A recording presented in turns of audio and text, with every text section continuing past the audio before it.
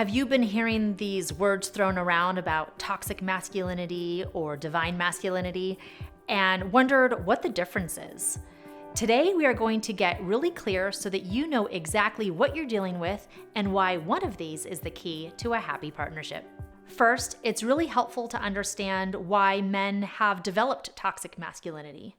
One, it could have been passed to them in generational traumas. So when we look at toxic masculinity, it's a very much of a fighting energy. And when we look at what our grandparents, great-grandparents had to deal with in their lifetime, it would be no wonder that these feelings of having to create safety all the time can get passed down through the generations. Or it could have been something that was learned early in life. For a lot of the men in our society, they had to learn how to suppress their true feelings and emotions. We have words and phrases like "be a man" or "man up," "cowboy up," "don't be a wussy," and so many more. 3, it could be because too many expectations of how they should be in society were put on them, constantly seeking approval outside of themselves. For so many, their messages were given that you are a good man if you do this thing, if you stand up over here and do it this way, all coming from outside approval. When we look at the traits of toxic masculinity, it includes things like being very quick to anger, which is very much based in fear. Another trait is violence, if a man is very quick to a violent behavior. Toxic masculinity is also defined by someone who needs to fix things and who finds self-worth just through the fixing of things. So if that's the only way that self-worth is coming through, by what they do instead of who they are. Another trait is someone who is very dominant in their thoughts, which has everything to do with judgments about self and judgments about others.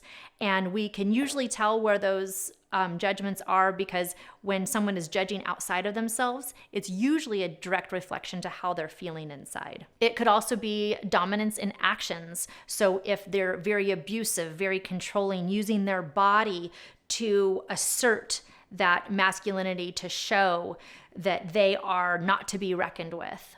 Another trait is someone who pushes away, who won't let anybody really close to see who they really are for fear that they aren't good enough in some way and will be rejected.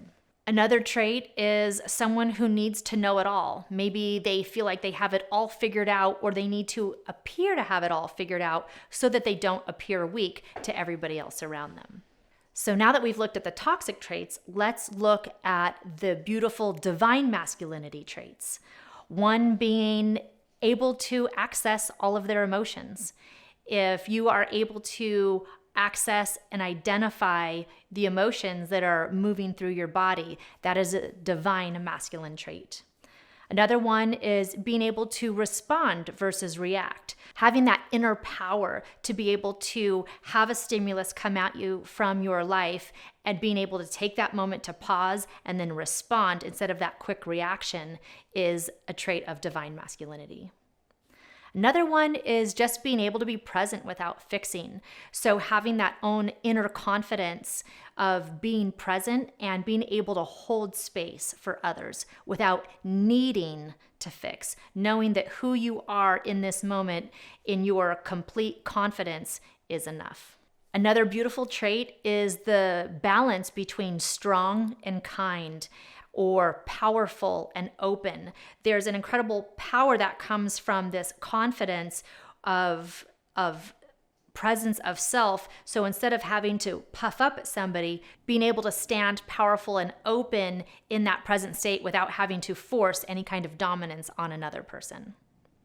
Another beautiful divine trait is being able to be raw and real, being able to howl at that moon and beat your chest, and then being able to find that calm center within and just be. It's going to be all about this balance between what's moving through you and then letting it come out.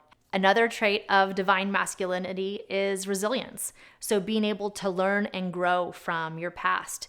A lot of us have pasts that have a lot of trauma, or trauma that's been passed down through the generations. So being able to heal through that, being willing to heal through that and to learn from that and to grow from that and to take that strength and add that to that confident presence. And lastly, another divine trait of divine masculinity is being able to be open to a partner who's going to help you find and fulfill your life purpose. So knowing that when you can take this beautiful blend of divine masculinity and divine femininity and be able to create this beautiful blend to fulfill your purpose. So really, when we are looking at the difference between divine masculinity and toxic masculinity, it's all about balance, finding that balance within self and within the world, being willing to look at the past and grow from it and decide what you want to create in the future. We must be able to acknowledge and move through all of our old traumas and all of our old pains, which would otherwise cause these energies to get stuck and fall out of alignment. So now that we have looked at the traits of toxic masculine versus divine masculine, it's also important to know that it's not necessarily tied to men. We as humans have our own blend of masculine and feminine energies within our own bodies and then within our relationships. And the goal of all of this, when we're talking about divine masculine, divine feminine, toxic this, toxic that, it's all about creating balance.